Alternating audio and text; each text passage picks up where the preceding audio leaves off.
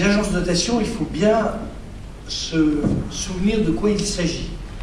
Elles sont au nombre peut-être d'une vingtaine en réalité.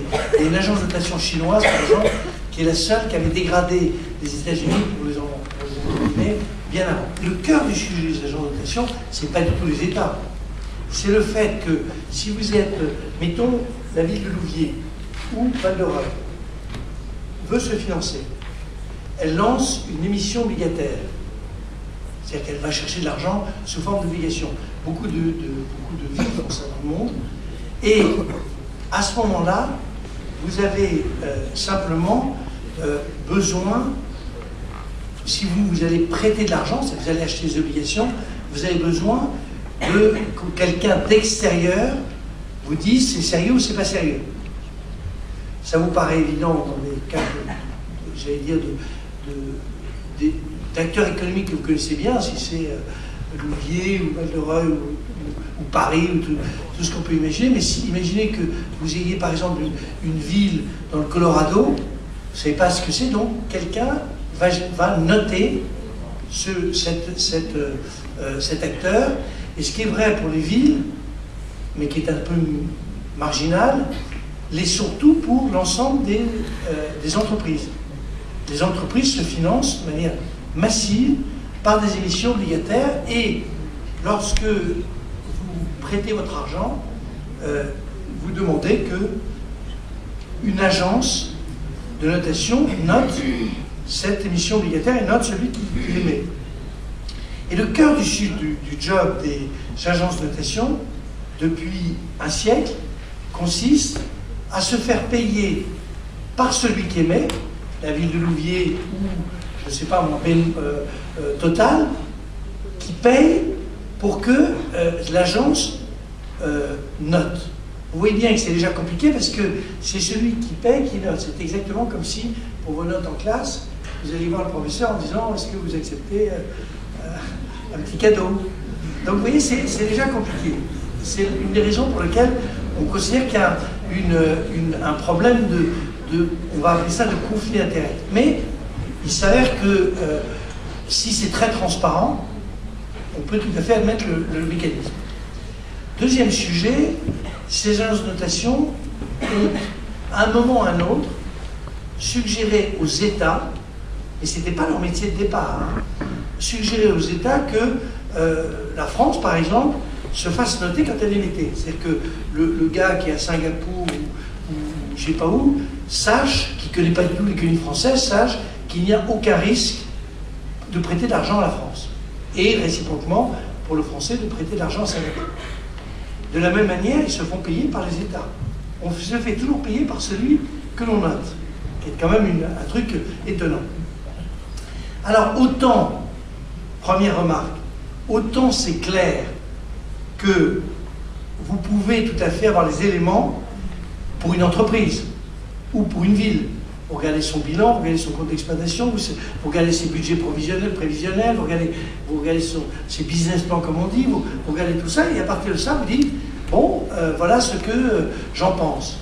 Pour les États, c'est beaucoup plus compliqué. Quelle est la réalité du bilan d'un État? Quel est son patrimoine? Quel est son compte d'exploitation? Alors, c'est vrai que le regard, c'est de se dire, je vais noter la capacité de voir la dette se réduire. Très bien. Mais reconnaissez que c'est assez, j'allais dire, moins évident que pour une entreprise, d'autant plus que les politiques économiques menées peuvent jouer sur l'évolution de la réduction de la dette. Donc il y a eu, au fond, une sorte d'extension du job des agences de notation qui posait problème. Ça, c'est une première remarque. Deuxième remarque, elles sont en réalité nombreuses, mais elles sont en fait, dans la réalité, trois américaines, enfin une française, franco-américaine, dirigée par un Français, mais qui, en réalité, a l'essentiel de son job aux États-Unis.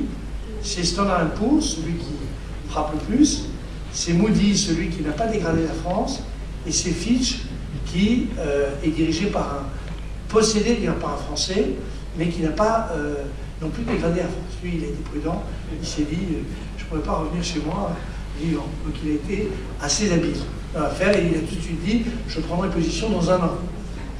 Comme ça, il n'y a pas de risque majeur. Et donc, voilà ce qui s'est passé sur ces agences. Donc, difficulté conceptuelle, peut-être difficulté de conflit d'intérêts, et surtout, le reproche qu'on peut faire, c'est que avant la crise des subprimes 2007, il donnait des notes, ces 3 agences, à tout ce qui était au fond, les produits financiers qui étaient liés d'une manière ou d'une autre au subprime. Et il les notait très bien. Tout simplement parce que c'est là où le conflit d'intérêts peut apparaître. Il se trouve que plus ils en notaient, plus ça se développait, plus ils avaient, comme ils ont un pourcentage sur chacune des opérations qui est lancée, plus il y en avait, plus les gens avaient confiance, plus ils recevaient d'argent. Donc il y a un vrai problème à la fois de conflit d'intérêts, il y a un problème du caractère très monopolistique, très concentré, et donc il y a une difficulté. Alors maintenant, ce qu'il y a eu aux États-Unis comme en France, c'est que la dégradation de la note a eu un effet inverse, puisque après le 9 août, après la dégradation de la note de la dette souveraine américaine, les émissions américaines se sont faites avec des taux d'intérêt qui étaient plus faibles, et même chose pour la France. Donc ça ramène le sujet à sa réalité.